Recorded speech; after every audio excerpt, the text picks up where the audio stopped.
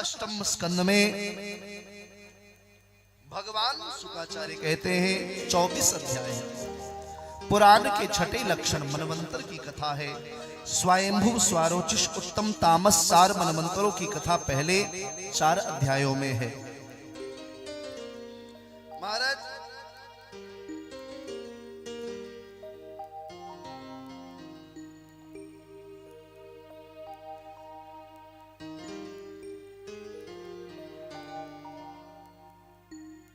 तामस नाम के मनवंतर में घटना घटी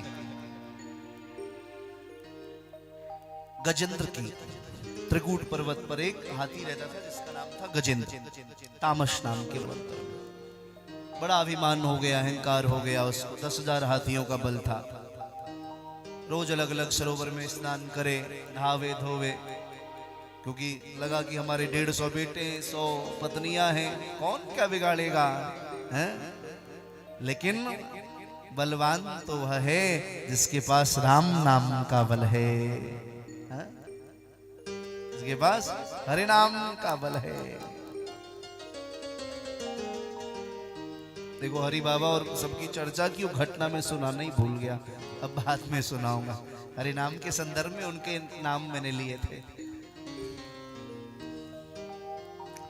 तो गजेंद्र जो है एक दिन गया एक सरोवर में स्नान के लिए।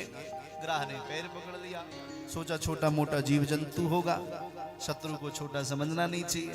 खींच करके अंदर ले गया। अब उसको शक्ति उसकी समाप्त हो रही है, ऐसा एहसास हुआ। जैसे निकलना चाहा, लगा अब मैं नहीं निकल सकता हूँ। कहा कोई बात नहीं बेटो, जरा खींच के निकालो। बेटों ने खूब चेष्टा की लेकिन कहाँ निकल पावे। 7 दिन हो गए, बेटा छोड़ के जाने लगे। गजेंद्र अंदर से हिल गया। हे बच्चों कहाँ जाते हो, तुम्हारे लिए कितनी मेहनत की मैंने। ले पिताजी आपको माताजी निकाल के लाएंगे, आप चिंता न करो। महाराज हथनियों ने खींचा, 1 हफ्ते तक वो भी खींचती रही। गजेंद्र न निकल सके, सब छोड़ के चले गए। सारी आशाएं जब समाप्त हो गई, गजेंद्र के अश्रु नेत्रों से अश्रु की धारा। अब कौन मुझे बचाएगा, जिनके लिए सारा जीवन खपा दिया। जीवन के इति में संकट काल में वो छोड़ करके चले गए। किसको पुकारूं, और कोई है भी नहीं, किसी को जानता भी नहीं। महाराज सूढ़ थोड़ा सा तिल भर बचा है, उसमें कमल का पुष्प लगा है। अब किसको पुकारूं, बड़े भाव से आंखों में अश्रु। ऐसा देखते होंगे ना आप कभी डूबते हुए पशु को, थोड़ा सा सर दिखता है और ऊपर का भाग तो हाथी का सूंड दिख रहा है। हाथी बड़े भाव से स्तुति करता है। एवं व्यवसितो बुद्ध्या समाधाय मनोहृदि जजाप परमं जाप्यं प्राग्जनमन्यनो शिक्षितम्। ओम नमो भगवते तस्मै यत् एतच्चिदात्मकं पुरुषायादि बीजाय परेशायादि धीमहि यस्मिन्निदं यतस्येदं येनेदं य इदं स्वयं योऽस्मात् परस्माच्च स्वयं प्रपस्ते स्वयं भुवम्। यह स्वात्मनीदं निजमाययार्पितं क्वचिद् विभातं क्वच तत्तिरोहितम्। अबद्धदृक्षाक्षुभयं तदीक्षते स आत्ममूलोऽवतु मां परात्परः। कालेन पञ्चत्वमितेषु कृष्णसु लोकेषु पालेषु च सर्वहेतुषु तमस्तदाशीत् गहनं गभीरं यस्तस्य पारे विविराजते। 44 पढ़ना कभी समय निकाल। अब हिंदी पढ़िए, आपका मन करेगा नित्य गजेंद्र मोक्ष का पाठ करें। भगवान ने सुना, किसी देवता का नाम नहीं लिया। भगवान समझ गए हो। ठाकुर जी ने उसी समय गरुड़ से कहा चलो उसकी रक्षा करनी है। गरुड़ को लगा हमारे बिना भगवान का काम नहीं बनता।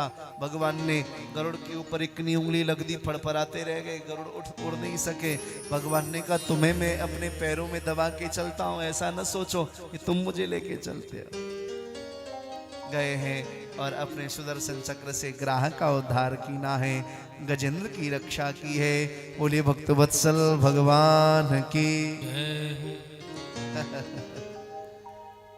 भगवान ने आज ग्राह का पहले उद्धार किया, गजेंद्र का बाद में। अभिप्राय क्या, बोले किसी भक्त संत तक अगर संत तक नहीं पहुंच सके तो कोई बात नहीं, हैं, किसी उनके अनुयायी भगवान तक नहीं पहुंच सके, कोई बात नहीं, उनके भक्त तक पहुंच जाएं, हमारा कल्याण पहले होगा। भगवान ने ग्राह का उद्धार पहले गजेंद्र का बाद में किया है। इस प्रकार से गजेंद्र स्तुति के संदर्भ में भगवान सुखदेव कहते हैं, परीक्षित जो भी इस कथा को श्रद्धा भक्ति और विश्वास के साथ श्रवण करता है, महाराज परमात्मा उस जीव की वैसे ही रक्षा करते हैं जैसे भगवान ने गजेंद्र की रक्षा की।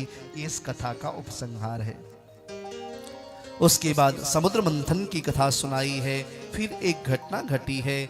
घटना ऐसा, एक बार महाराज ऋषि दुर्वासा इंद्रलोक से होते हुए मृत्युलोक में आ रहे थे। मृत्युलोक में इंद्र ने देखा, बड़े प्रसन्न है, क्या बात है, बाबा जी को रोका संत भगवान को, सुंदर प्रसाद पवाई।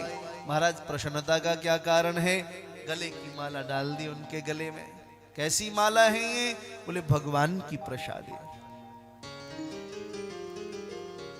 इंद्र को लगा ये कौन सी बड़ी बात है? ये माला तो हमें मिलती रहती है। उतार के ऐरावत के हाथ में रख दिया, मस्तक पे रख दिया। ऐरावत ने उठा करके चरण में रख के मसल दिया। ऋषि दुर्वासा को आवेश आ गया, साफ दे दिया, जाओ तुम्हें श्री का मद है, तुम श्री विहीन हो जाओ। शुक्राचार्य के शिष्य रहे बलि, उन्होंने चढ़ाई कर दी, तीनों लोग छीन लिया। देवता मारे मारे भटकने लगे। देवताओं की माता कश्यप ऋषि के पास गए, मेरे पुत्रों की रक्षा करिए। पयोव्रत का उपदेश किया है।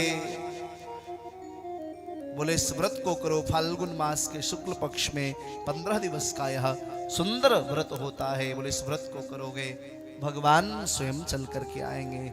नियम पूर्वक व्रत को किया है। स्वयं साक्षात शिवन नारायण वामन के रूप में अवतरित हुए हैं। बोलिए वामन भगवान की, वामन भगवान की। भगवान वामन प्रकट हुए हैं। यज्ञोपवीत संस्कार भगवान वामन का हुआ है। और भगवान वामन यज्ञोपवीत संस्कार के पश्चात भिक्षा लेने के लिए बलि के यहाँ पर जा रहे हैं। हमारे मध्य में भगवान बावन आ रहे हैं। बैठे बैठे हम सभी भगवान बावन का दर्शन करें।